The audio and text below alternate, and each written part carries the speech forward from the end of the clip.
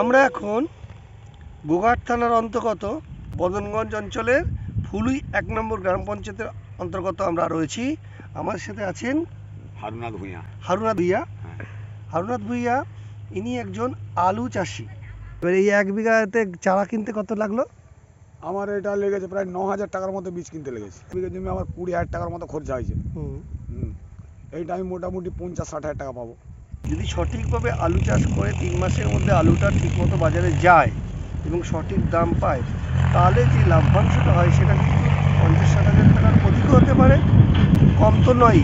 কিন্তু যদি বাজার মন্দা যায়, যেমন 200 প্যাকেট আলু, 1 প্যাকেটে 50 কেজি থাকে, কিন্তু সেক্ষেত্রে 200 প্যাকেটের আলু এখন যেমন বর্তমান 60,000 টাকায়, কিন্তু এই আলুটা 2 লাখ টাকায় বিক্রি হতে পারে। এই অঞ্চলটার নাম কি? এটা কতুলপুর। মানে কোন জেলা? বাঁকুড়া জেলা। বাঁকুড়া জেলা কতুলপুর।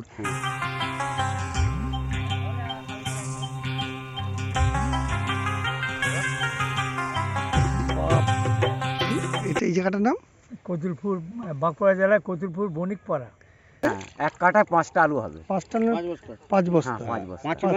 2.5 কুইন্টাল। 2.5 কুইন্টাল। 1 কাঠাতে 2.5 কুইন্টাল আলু হবে। যেমন এইটা 4 কাঠা, এটা 5 বস্তা করে 20 বস্তা আলু হবে। কাঠায় 5টা, মানে 5 × 5 = 25, মানে 250 কেজি।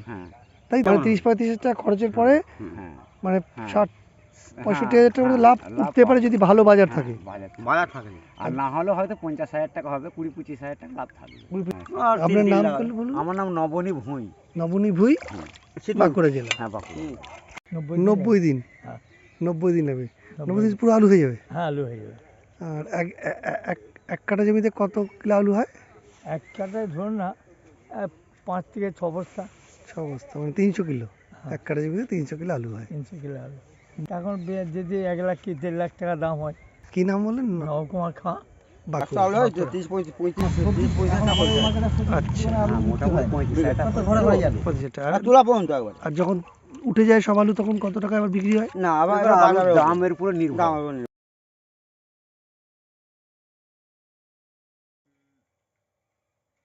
এসেছি হুগলির গোঘাট থানার অন্তর্গত শান্তিপুরের গোড়াদত্তপোল অঞ্চলটা। এই যে গোড়াদত্তপোল, এদিকে আলু ক্ষেত ভর্তি।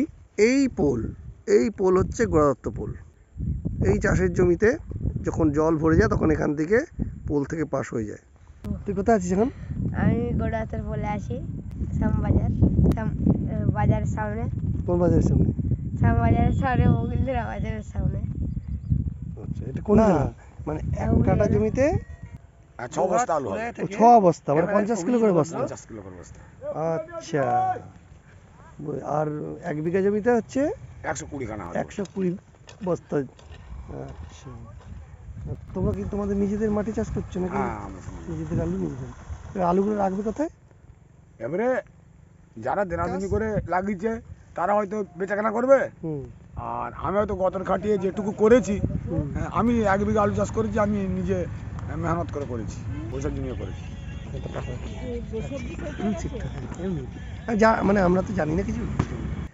1 বিঘা চাল 1 বিঘা।